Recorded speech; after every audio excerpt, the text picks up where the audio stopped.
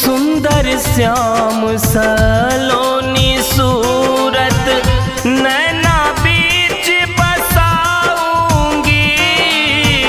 पद पंकज रज धर मस्तक में चरणों